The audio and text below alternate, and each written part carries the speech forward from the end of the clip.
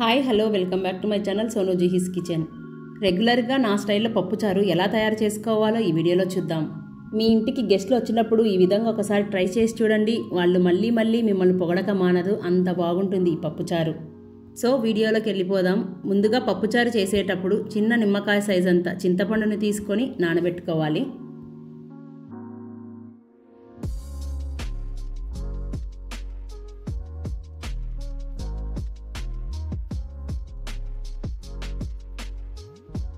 ఇప్పుడు ఒక కప్పు కందిపప్పును తీసుకొని నీట్గా వాష్ చేసి ఒక కప్పు కందిపప్పుకి 3 కప్పుల నీళ్ళను పోసి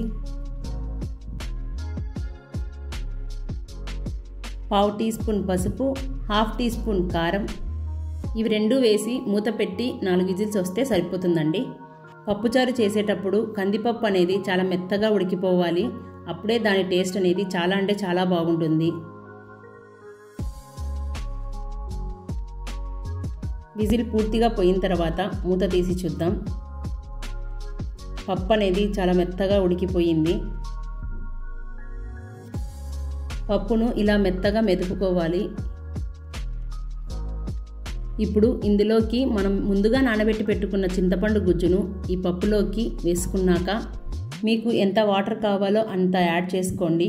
కొందరు మీడియంగా తింటూ ఉంటారు కదా, మరి కొందరేమో పలచగా తింటారు. నేనేమో మీడియంగానే చేస్తున్నానండి. మీరు కావాలంటే ఇంకో గ్లాస్ వాటర్ని యాడ్ చేసుకోండి. వాటర్ వేయడం వలన టేస్ట్ అనేది ఏమాత్రం మారదండి, యాజ్ ఇట్ ఈజ్గా ఉంటుంది పప్పుచారు. ఇప్పుడు పప్పును పోపేసుకోవాలి. స్టవ్ మీద ప్యాన్ పెట్టుకొని 3 స్పూన్స్ ఆయిల్ని వేసి ఆయిల్ వేడయ్యాక కచ్చా పచ్చగా దంచిన 5-6 వెల్లుల్లి, ½ టీ స్పూన్ ఆవాలు, ½ టీ స్పూన్ జీలకర్ర, 10-12 పచ్చిమిర్చి ఇలా పొడవుగా కట్ చేసుకొని వేసుకోండి. పచ్చిమిర్చి పెద్దగా కారం లేదండి, అందుకే కొన్ని ఎక్కువ వేశాను. అలాగే 2 మీడియం సైజు ఉల్లిపాయలను ఇలా పొడవుగా కట్ చేసుకొని వేసుకోండి. ఇందులోకి 2 ఎండుమిరపకాయలు, 3 మీడియం సైజు టమాటాలను ఇలా పొడవుగా కట్ చేసుకొని వేసుకోవాలి. మీరు చింతపండు ఎక్కువగా వేసుకోకండి.